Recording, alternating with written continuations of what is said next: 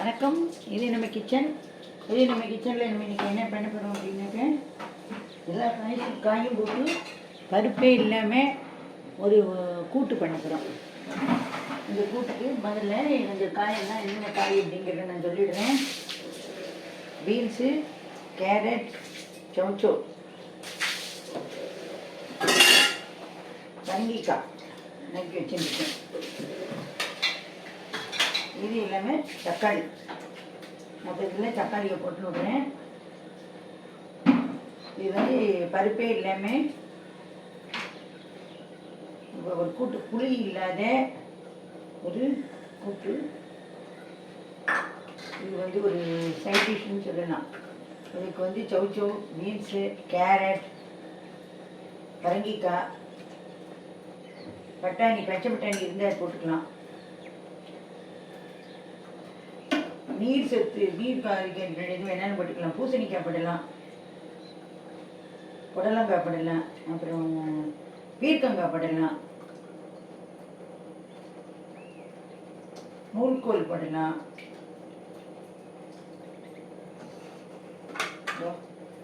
போட்டுருக்கேன்.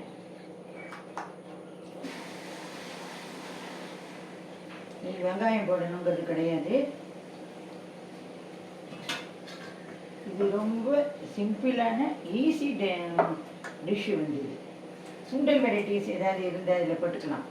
இந்த கடலை போட்டு ஒரே ஒரு ஸ்பூன்.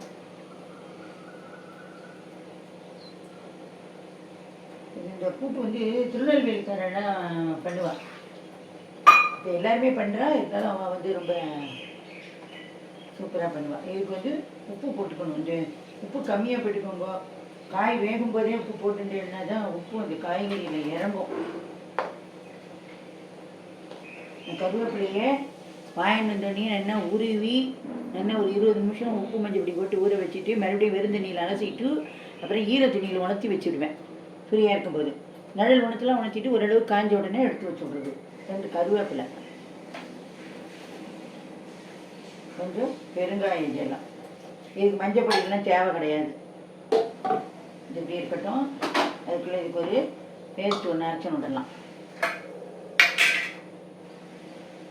தேங்காய் நமக்கு எவ்வளோ தேவையோ அவ்வளோ போட்டுக்கணும். இது கொஞ்சம் நான் கூட தான் போட்டுருக்கேன், ஏன்னா இது போட்டுக்கலனா இதில் பருப்பு எல்லாம் போடலை, புளி விடலை, ஒன்றும் விடலை.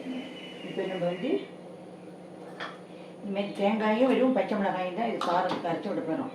இது வந்து பச்சை மிளகாய் நான் இந்தமாரி கட் பண்ணி வச்சுருக்கேன். என்னென்னா மிக்சியில் நைஸாக அரைவிட்டுடும். அதுக்காக நம்ம இதை அரைச்சிட்டு பார்க்கலாம். இப்போ நம்ம வந்து இந்த பேஸ்ட்டை வந்து அரைச்சிட்டோம். ஒன்லி வெறும் தேங்காயும் பச்சை மிளகாயும் தான். ஜீரகம் வேணும்னே போட்டுக்கல, நான் போடலை. சில பேர் பச்சையாக போட்டுவிடுவா, பேர் அரைச்சும் விடுவா. நான் ரெண்டுமே போடலை, சிம்பிளாக பண்ணுறேன். ஆனால் டேஸ்ட்டு ரொம்ப சூப்பராக அபாரமாக இருக்கும், அருமையாக இருக்கும். இது சப்பாத்தி, பூரி இதுக்கும் தொட்டுக்கலாம், சாத்துக்கு தொட்டுக்கலாம், ரசஞ்சாத்துக்கு தொட்டுக்கலாம், சாம்பார் சாதம், கலந்து மெயினாக வெரைட்டி ரைஸ் எல்லாமே ரொம்ப நல்லா இருக்கும். இது மிக்ஸி அலம்பி இந்த ஜலத்தை விடணும். ஒரு 2 விசில் விட்டால் போதும். அருமையான கூட்டு வந்து ரெடி ஆகிடும்.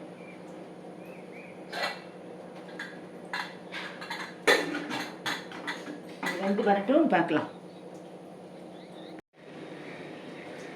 இப்போ நம்மளோட பருப்பு புளி இல்லாத கூட்டு ரெடி ஆகிட்டா, வெந்துட்டா அப்படிங்கிறத பார்ப்போம். ஆவி அடங்கிடும். திறக்கும்போது ரொம்ப கேர்ஃபுல்லாக அப்படி ஃபுல்லாக ஆவி அடங்கினதுக்கப்புறம் இல்லை எடுக்கவே எடுத்துடலாம். ஆவி அடங்கினப்போ எடுத்துட்டு இது பொறுமையாக திறங்கோம். யங்ஸ்டர்ஸ்க்காக நான் சொல்கிறேன். இதை திறந்துட்டு இப்போ அருமையாக சூப்பராக வெந்துடுத்து.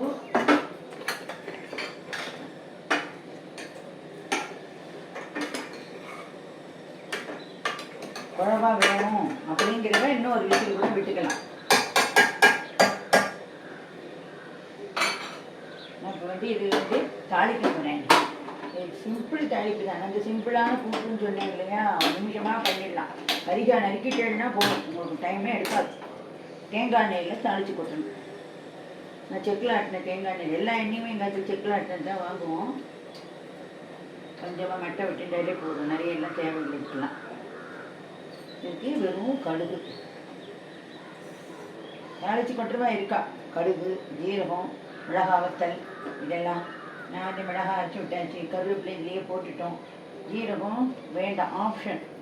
தாளிச்சும் கொட்டலாம், அரைச்சும் விடலாம், எப்படி வேணாலும் வச்சுக்கலாம், நம்ம சௌரியம்தான்.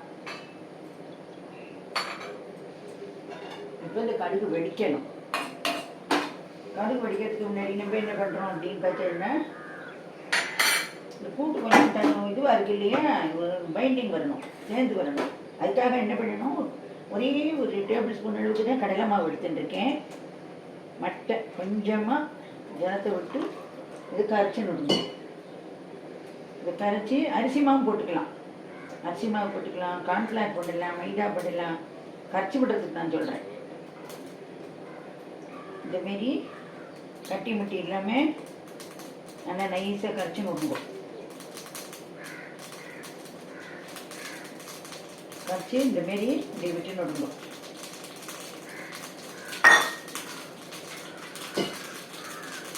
கடுகு ஒடிச்சு விட்டு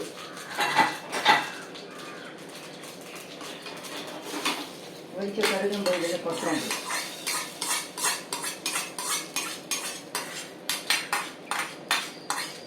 சமையல் அப்படிங்கிறது வந்து ஒரு அற்புதமான கலை. இது வந்து அதை கற்றுக்கிட்டேன்னா என்ன டிஷ் வேணாலும் எப்போ வேணாலும் பண்ணலாம். எல்லாருக்கும் வயிறார சாப்பாடு பண்ணலாம், எல்லாருக்கும் திருப்தியாக பண்ணலாம், வேணுங்கிறத தண்ணி கொடுக்கலாம். காய விட்டு ஒரு லைட்டாக ஒரு கொதி வரணும். அந்த மாவு கரைச்சி விட்டுருக்கேன் இல்லையா, அது பொண்ணு ஒரு கொதி வந்துச்சுன்னா ஒன்று தெரிஞ்சிடும். இது வந்து பச்சை வாசனையும் போகணும் இந்த கடலை மாவில். கொதி வரட்டும், பார்க்கலாம். இப்போ நம்ம கூட்டு வந்து நல்லா பச்சை வாசனை போய் கொதிச்சு விட்டு சுற்றி கொதித்து நடுவுலையும் கொதித்து வந்துடுத்து நல்லா கெட்டியாகிடுச்சு. ஆறினா இன்னும் கெட்டியாகிடும். அருமையான சுவை. நான் அடுப்பு ஆஃப் பண்ணிடுறேன். சுவையான டேஸ்டியான கூட்டு ரெடி. இதுக்கு நிறைய வேணுங்கிறதே இல்லை, சாமான்கள் டேஸ்ட்டாக இருக்கும். புளி விடாமல் பருப்பு இல்லாமல் இதுமாரி அருமையான ஒரு கூட்டு ரெடி பண்ணியிருக்கோம். எல்லாத்துக்கும் தொட்டு சாப்பிடலாம். நான் இப்போ இது சர்விங் டிஷ்க்கு மாற்றுறேன்.